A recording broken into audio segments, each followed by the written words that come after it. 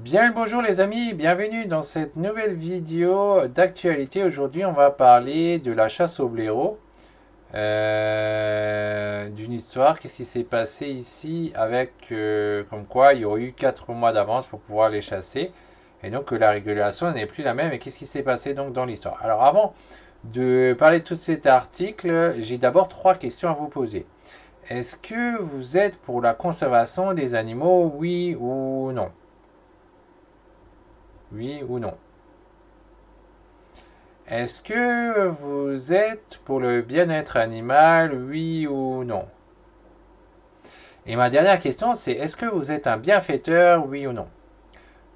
Donc si vous avez répondu oui à ces 3 questions, je vous invite à participer à ma cagnotte pour m'aider à agrandir mon élevage conservateur et ainsi sauver un maximum d'espèces animales. De plus, sachez aussi que ça permet aussi, plus c'est grand et plus je peux engager de stagiaires. Donc si vous cherchez à travailler dans le monde des animaux, il faut savoir que vous avez plus de chances d'être engagé de cette manière que si vous n'aidez pas. C'est logique. Je vais forcément privilégier les gens qui m'ont aidé, qui m'ont soutenu. Donc c'est des choix. Mais c'est logique, hein, et toutes les structures font pareil. Faut pas se leurrer, hein, on va tous faire la même chose. On va aider ceux qui nous ont aidés, ceux à qui les gens qu'on apprécie, pas l'inverse. Donc c'est un choix. Vous trouvez le lien en description. Vous avez aussi l'adresse sur le côté droit si vous préférez l'écrire. Sinon, en description, c'est cliquable. Et donc, vous avez vraiment 4 choix. Soit vous faites rien, vous laissez les animaux mourir et c'est morose pour les générations futures. Soit vous partagez simplement, c'est déjà une aide en soi. Soit vous faites un don à hauteur de ce qui vous convient et qui ne vous nuit pas. Il faut bien comprendre, hein, c'est juste des sommes qui ne vous dérangent pas et qui n'affectent pas votre vie. Mais par contre, moi, ça va vraiment m'aider dans ma cause à moi. Ma cause donc de sauver les animaux exotiques sauvages. Et le dernier choix, en fait, c'est que vous pouvez partager et faire un don. Encore une fois, c'est un choix, c'est vous qui voyez. Donc voilà, vous avez choisi, vous avez agi ou pas selon les cas. Et donc, on va se concentrer du coup sur cet article. Alors, ça dit, Nièvre, la chasse au blaireau autorisée avec 4 mois d'avance par la Fédé des chasseurs. Donc c'est une question, hein. Ils n'affirment pas. Fake off. Bah, déjà, je sais pas c'est quoi un fake off, un faux, je sais pas quoi, hein. Je sais pas qu'est-ce qu'ils veulent dire par ça. Fausse nouvelle, hein. Dans la Nièvre, l'arrêté préfectoral qui ouvre avec 4 mois d'avance, la chasse au blaireau aurait été rédigée par le directeur de la Fédération des chasseurs du département.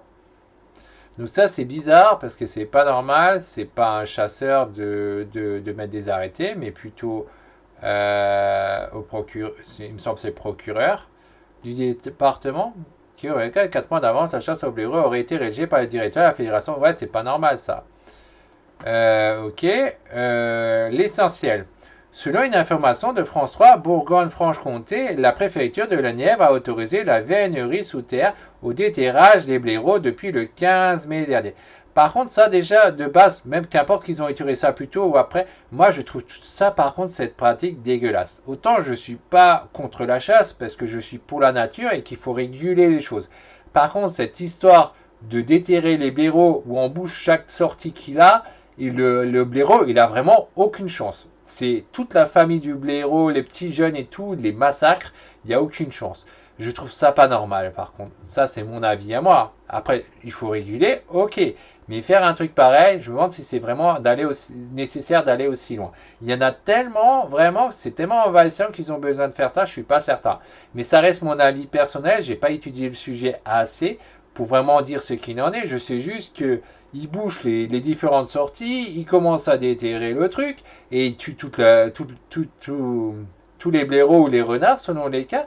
Et en fait, ils ont vraiment totalement aucune chance. Et est-ce que c'est vraiment justifié ou pas? Bon.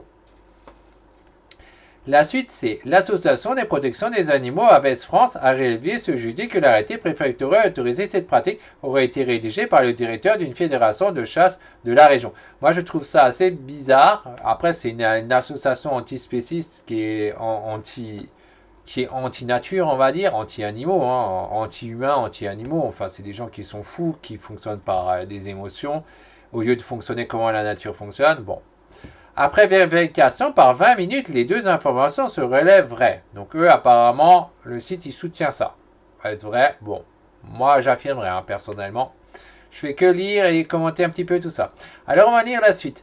C'est un nouveau bras de fer entre la Fédération de chasse et les associations de protection des animaux. Alors moi, j'aime pas ce terme, association de protection des animaux. C'est, ouais, ils protègent peut-être un peu trop bien les animaux au point qu'ils tuent d'autres animaux, donc c'est pas de la protection d'animaux. Hein. Il faut suivre comment la nature fonctionne et pas arrêter de dire, tiens, faut rien faire aux animaux, alors qu'ils sont en train de tuer... ils sont en train de tuer 15 espèces d'autres, 15 autres espèces. Les espèces s'éteignent, elles sont carrément complètement éteintes après. On ne pourra plus les voir dans l'avenir. C'est pas un problème pour ces associations. Je trouve ça quand même fou, quoi. Le comportement, mais bon. Selon un article dans les colonnes locales de France Info, depuis le 15 mai dernier, la chasse au blaireau a été autorisée dans le Nièvre. Une avance de près de 4 mois sur la pratique ouverte normalement partout en France du 15 septembre au 15 janvier seulement. La raison, un arrêté préfectoral qui crée déjà la controverse.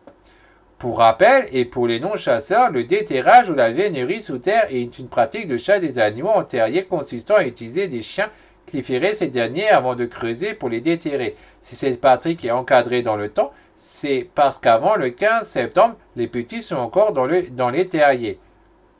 Comme l'explique 20 minutes Christophe Corret, président et fondateur de l'association Aves France. Agir pour le vivant et les espèces sauvages. Avant cela, il s'agit donc d'une chasse à l'aveugle durant laquelle 45% des animaux tués sont des bébés, selon les chiffres de la préfecture, ajoute le bénévole. Bon, tout ça, c'est à vérifier. Hein. Ensuite, il y a marqué fake off. Après consultation par 20 minutes, il existe bien un arrêté préfectoral autorisant dans le Nièvre une période complémentaire de chasse s'étend du 15 mai au 30 juin 2024, établi par le service eaux, forêts et biodiversité de la préfecture. Contacté par notre rédaction, le service n'a pas été en mesure de nous donner plus de contexte sur ce document officiel.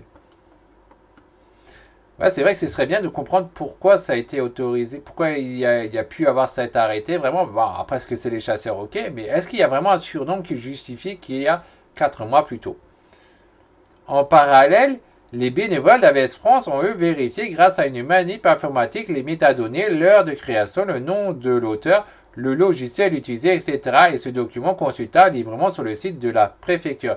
Ces derniers ont ainsi constaté que l'édit arrêté a été rédigé cette année, mais également l'année dernière par Florent Ortu, directeur de la Fédération départementale des chasseurs de la Nièvre. Un procédé qui n'est pas une première dans le monde de la chasse. En 2023, déjà, Jérôme Verneau, directeur du service technique de l'association FDC 33, en Gironde, était lui aussi l'auteur d'une demande d'ouverture de droit de la vénerie de la 3e semaine du mois de juin. Cette année également, en Eure-et-Loire, c'est Bruno L'Enfant, directeur de la FDC 28, association de chasseurs de dépendants, qui a été dirigé une demande similaire pour une ouverture de la pratique dès le 15 mai.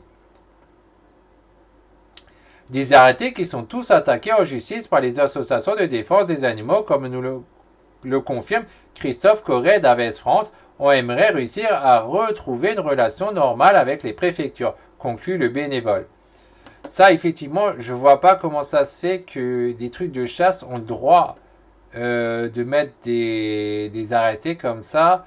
Parce que bon, les chasseurs, ils ont leur passion. Leur but, c'est pas de faire forcément de la régulation et de la conservation. Pour eux, c'est juste tuer l'animal pour leur plaisir. C'est pas à eux de le faire normalement. C'est vraiment au système de l'État de le faire.